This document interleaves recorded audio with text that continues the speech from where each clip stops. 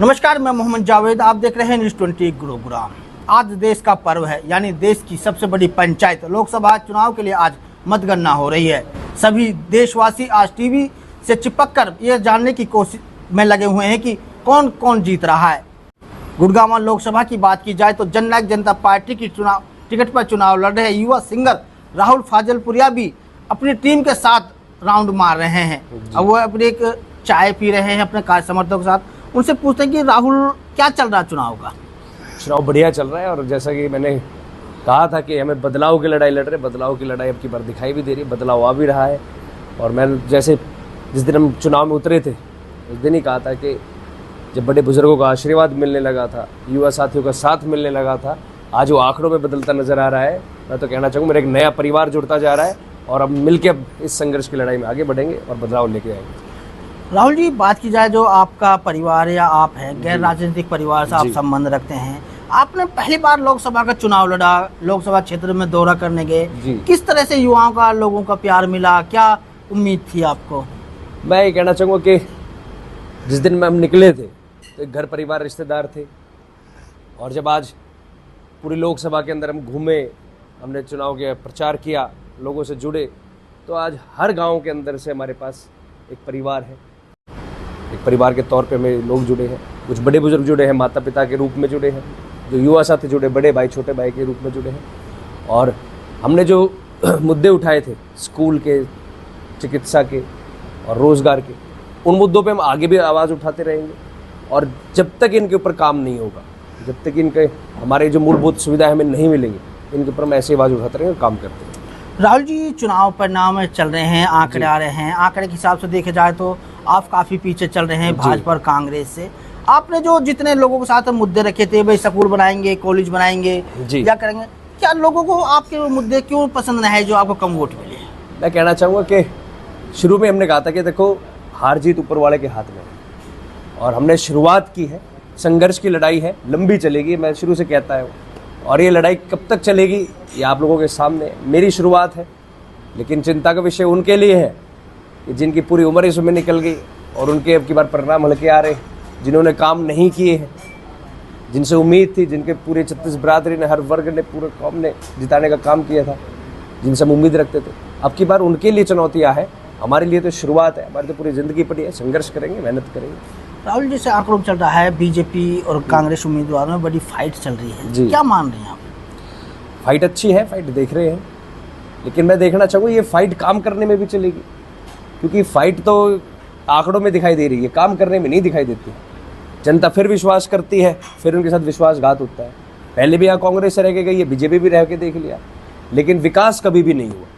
जनता हमेशा विश्वास करके रह जाती है, लेकिन उनके विश्वासघात होता है, उनके साथ विश्वास, उनके साथ धोखा होता है। मैं उम्मीद करूंगा कि अब की बार हम ये होने नहीं देंगे। हम अगर आवाज़ बुलंदी से उठाएंगे और पूरी मजबूती से आवाज़ उठाने का काम करेंगे। राहुल जी, बात करें, आपका चुनाव प्रचार पूरा अच्छा रहा, आपने हर जगह भाजपा प्रत्याशी, कांग्रेस प्रत्याशी को गिरा। राव इंद्रजीत यहाँ से लगातार 20 साल सांसद हैं, पहले कांग्रेस में थे तो सांसद थे, भाजपा में आ गए तो सांसद थे। आपने गाँव का दौरा करा, कोई विकास कहाँ तक आपको दिखाई दिया? मैं कह रहा हूँ सांसद के साथ वो केंद्रीय मंत्री भी रहे, लेकिन उस हिसाब का विकास नहीं मिला। मैं कहना चाहूँगा कि छोटी छोटी चीज़ें ही है जो एक आम परिवार की ज़रूरतें होती है, वो ही पूरी नहीं की गई इन सांसद साहब से, एक केंद्रीय मंत्री से। तुम उनसे क्या उम्मीद रखे? इसी बदलाव के लिए हमने आवाज़ उठाई थी और इसी बदलाव के लिए हम आगे बढ़े थे, इसी के हम संघर्ष कर रहे थे और इसी के लिए आगे भी करते रहे। जैसे बादशाहपुर में देखा जाए या पटौदी में देखा जाए, जो राव साहब के गाँव हैं उनमें इंद्रजीत को कम वोट मिल रही हैं। कहीं जो ये अही रेजिमेंट का जो मामला उठा था वो फैक्टर तो काम नहीं कर रहा है। सिर्फ फैक्टर वो काम नहीं, देखो आप, जो जनता है वो सब कुछ देख के, समीकरण देख के वोट करती है। कभी कभार वो भावुक होकर कर देती है, कभी कभार आप ये कह के वोट ले लेते हैं, मेरा आखिरी बार है, आखिरी बार है, करते करते काफ़ी साल निकल गए, काफ़ी योजना निकल गई, 4-5 बार जिता भी दिया।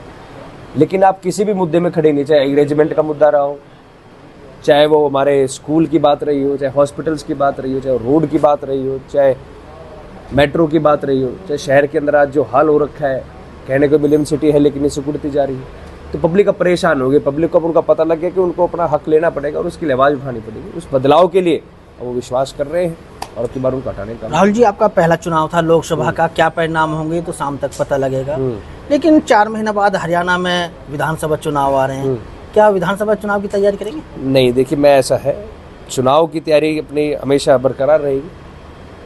मेरी जो मेन लड़ाई है वो बदलाव की, चाहे कोई भी नेता यहाँ से बने, चाहे मैं बनूँ, हम बदलाव के लिए आवाज़ उठाते रहेंगे। और जब तक बदलाव नहीं आएगा जब तक सांस भी नहीं लेंगे। जब तक हमारे यहाँ स्कूल नहीं अच्छे मिलेंगे, हमारे जो बच्चे हैं सरकारी स्कूल के अंदर प्राइवेट स्कूल से अच्छी सुविधाएं नहीं मिलेगी, चाहे कोई भी सांसद हो, कोई भी पार्टी हो, आपके बार जीना आराम कर देंगे। हमारी जो हॉस्पिटल्स की बात करें, जो आज हॉस्पिटल्स तोड़ के पार्किंग बनाई, जब तक ये हॉस्पिटल्स नहीं बन जाएंगे जब तक हम सांस नहीं लेंगे। जो युवाओं के रोजगार की बात करते हैं, जब तक इनको रोजगार नहीं मिलेगा जब तक हम आवाज़ उठाते रहेंगे। राहुल जी, चुनाव के दौरान आपने एक आपका बयान आया था कि राव नरवीर लोकसभा लड़ते तो मैं चुनाव नहीं लड़ता। बिल्कुल। या वोट पाने के लिए तरीका था कि आप राव नरवीर से वास्तव में प्यार करते हैं या उसका समर्थन? मैं एक बात बताता हूँ, मैं बचपन मेरा यहीं से और हम नेताओं को देखते आए। एक आखिरी में उम्मीद ये होती है कि भाई चलो काम करना एक अलग विषय है, कभी सुख दुख का काम हो तो हमें नेता से मिल तो ले, उनसे जाके कोई फ़ोन तो करा ले कोई डिबेट के अंदर। कभी आपके घर में शादी भी आओ तो कभी नेता देखने को मिल जाए, कोई दुख में आए कि दुख तो अफजाई कर। तो उस समय में राव नरवीर जी हो गए, राव धर्मपाल जी थे, तो ये हमेशा दुख के समय में सुख के समय में मिलते थे, दिखते थे। हमें इनके पैर छूने का अवसर मिलता था, आशीर्वाद लेने का अवसर मिलता था। लेकिन जो हमारे सांसद साहब रहे हैं वो तो गुमशुदा रहे हैं। मैं तो इसलिए कह रहा था कि अगर इनको टिकट मिलती तो शायद हमें जरूरत नहीं पड़ती संघर्ष करने की।